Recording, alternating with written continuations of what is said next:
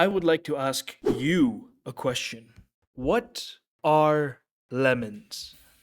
I mean, where did they really come from? For all we know, they could be from a lemon shaped planet in space.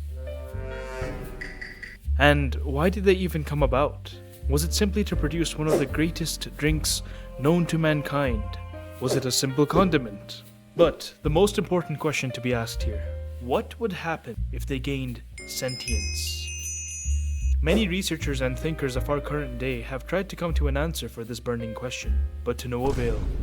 In this series of videos, I aim to bring a halt to the question that plagues our modern lives. Through the alien life simulation game from 2008, Spore.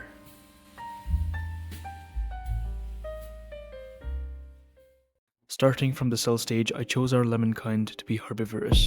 At the time, I thought it made sense, but this will have a darker connotation soon enough. You see, our original perception of herbivores might make us believe that they are mostly pacifists. But remember, since lemons are plants too, they, as a matter of fact, are committing one of the greatest sins known to plantkind: cannibalism.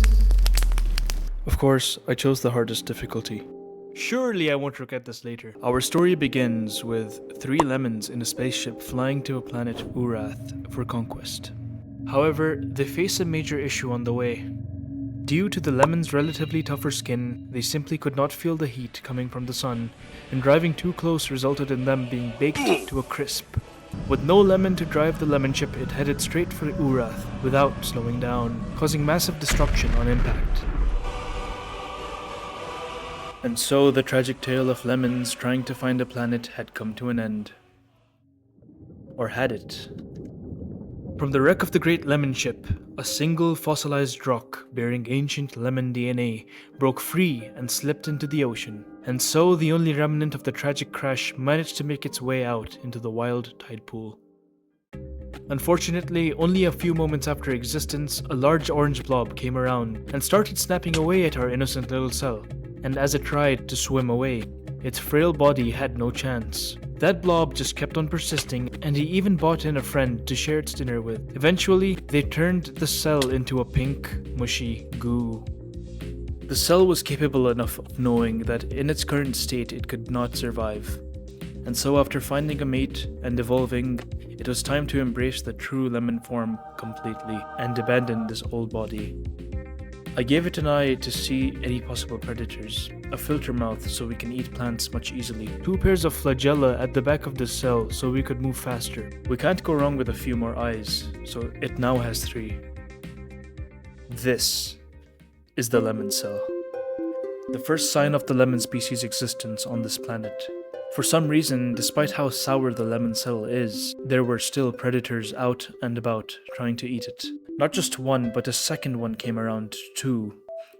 Seeing the commotion, another member of their gang started following along. Luckily, I outgrew them, and they no longer seemed interested.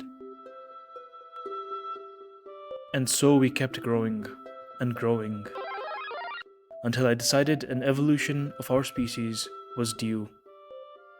This evolution had us equip an additional pair of eyes, because you can never go wrong with more eyes. Thanks to our newly advanced eyesight, we were able to spot this large chunk of plantation.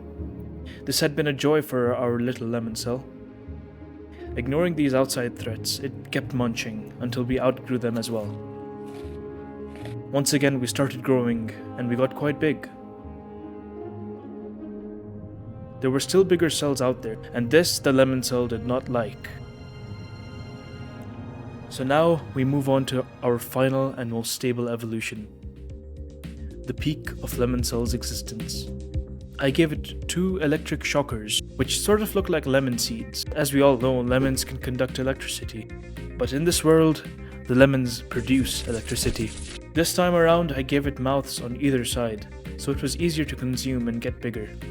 Along with a smaller eye, since we would not need to worry about scouting for food. Rather, anything that comes close gets electrocuted, so we had a solid defense ready.